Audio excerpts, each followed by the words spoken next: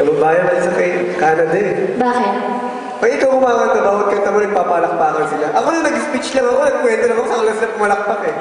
Nung kumakanta ako, hindi mo na ako pinalakpakan na tayo. Hindi. Kasi hindi mo pinapaliwanag sa kanila. Dapat pag Bago ako kumanta, pinapaliwanag itong kantang to, inaari. Hindi ganon. Hindi ganon. Hindi mo ko naintindihan eh. Dapat, bago ka kumanta, sasabihin mo sa kanila na kanta na yun. Akala kasi nila speech pa rin. Gano'n.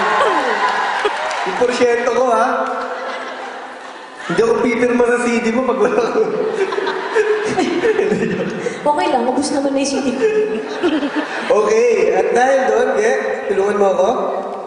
Gusto po namin magpasalamat sa mga taong tumulong sa amin kung bakit nandito kami ngayon. Sa mga taong dahilan kung bakit nandito kami ngayon.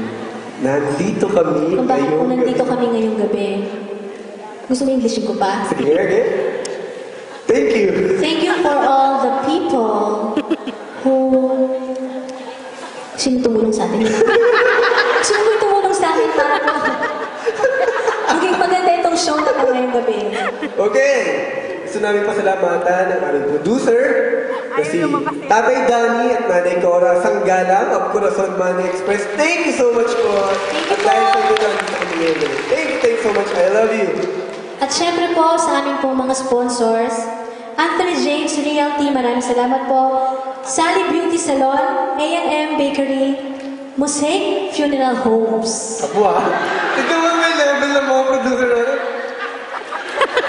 Parang papuntang langit.